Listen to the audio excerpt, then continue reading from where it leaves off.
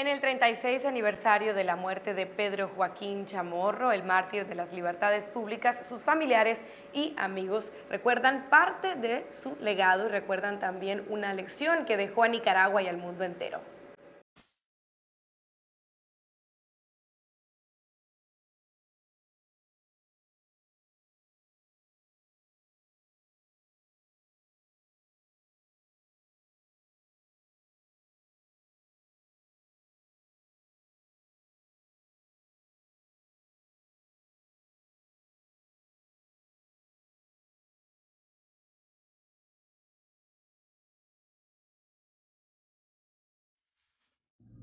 Este hombre no demostraba miedo. Cada quien es dueño de su propio miedo. Ese fue siempre su lema. Así que decidió esconder el suyo donde nunca le impidiera ser quien debía ser para una nación. Ese 10 de enero, Pedro Joaquín Chamorro salió de su casa ubicada en Las Palmas rumbo a su periódico en Carretera Norte. No sospechó que varias miradas le vigilaban desde el parque que se encontraba ahí, frente a su domicilio. Cierto que hubo muchas amenazas y muchos peligros antes, pero nunca pensó que la muerte le llegaría ese día. La muerte del mártir de las libertades públicas, la muerte del periodista, del activista, del esposo, padre y ser humano consecuente, determinado y bromista también. Tenía un sentido del humor muy fuerte y al mismo tiempo era una persona muy directa, sabía pedir perdón cuando cometí errores, sobre todo con mi madre, eso lo vivimos nosotros muy de cerca. Tenía una manera de comunicarse muy especial, pues no era alguien de grandes abrazos y grandes besos, por lo menos en la comunicación que yo tuve con él, pero era muy fraternal y yo diría que no era una persona de demasiadas palabras, ¿no? Pero le gustaba dar bromas, a veces eran bromas pesadas y bueno, a mí me tocó aprender a conocerlo también de esa manera. Era muy simpático, era jodedor, como decimos en Nicaragua. Yo mucho vi, la familia, mucho vi como doña Violeta era un ser importantísimo, como sus hijos eran importantísimos, como los amaba. No acostumbraba a escuchar música en su casa, era proverbial el que costó mucho que entrara a su casa un aparato reproductor de música. Sin embargo, amaba mucho la música ranchera. Y él se reía mucho de México, pero adoraba México, porque ahí había estudiado.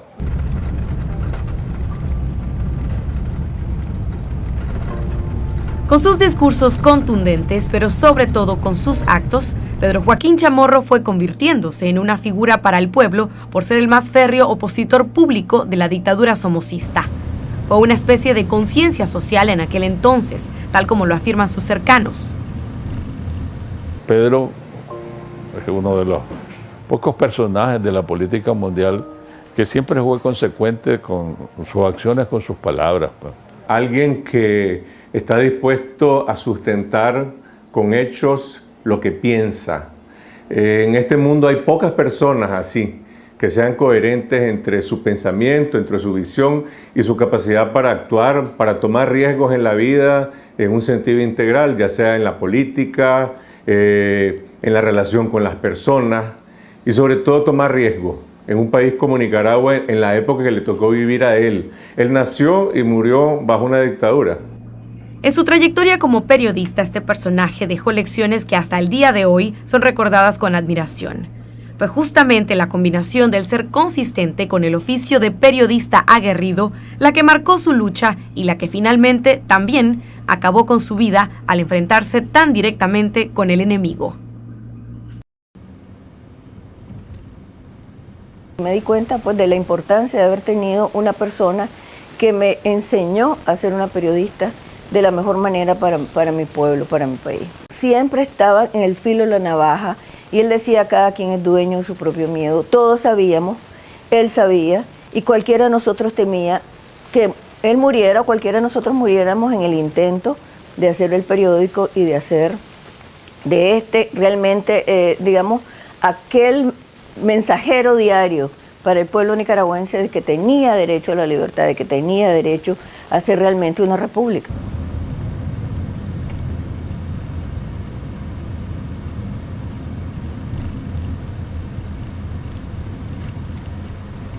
anterior de la pleura parietal sin penetrar tórax. El director del diario La Prensa fue asesinado brutalmente aquella mañana entre las 8 y las 8:20. Conducía su vehículo marca Saab, placas MA 2C454. Para dispararle usaron escopetas. Una de ellas, según el acta policial, marca Hevelot número 43603. Los asesinos, cuyo proceso legal duraría 36 meses, fueron Silvio Peña, Domingo Acevedo, Harold Cedeño y Juan Ramón Medina. Nadie imaginó lo que ese asesinato desencadenaría. Cuando se conoció la noticia, se estremeció de punta a punta. Todo Nicaragua se estremeció, toda Nicaragua se volcó. Su verdadero funeral fue el traslado de sus restos del Hospital Manolo Morales a su casa la tarde y noche del 10. Y yo siempre he dicho que el pueblo salió a las calles y no volvió a sus casas hasta el 19 de julio de 1979. Salimos corriendo todas las personas a darnos cuenta, a ir al sitio donde estaba, pero realmente fue lo más caótico, el dolor colectivo más grande que yo he visto en muchísimo tiempo. Su entierro no fue solamente el entierro de una familia, fue el entierro para un país, para un pueblo, para una nación, y fue un parteaguas de ese momento en adelante para que realmente la gente tomara el coraje suficiente y dijera, ya está, hasta aquí. Si bien la muerte de un líder en su momento dejó mucho dolor en una sociedad entera, en la actualidad la reflexión de muchos es que detrás del trágico y dantesco desenlace que tuviera Chamorro, hoy día este es también la lección perfecta para los dictadores que buscan callar voces y apagar voluntades. La historia reciente de Nicaragua cierra este capítulo un año después. Creían que no era un líder de masa, pero se equivocaron los que lo mataron, porque en realidad era la conciencia de este pueblo. Y cuando se asesina la conciencia de un pueblo, las consecuencias para quienes lo hacen son catastróficas. Y efectivamente, como titulé yo en la prensa cuando lo estaban sepultando, dije, a 16 columnas los enterrados eran ellos. Y efectivamente fueron enterrados los que lo mataron.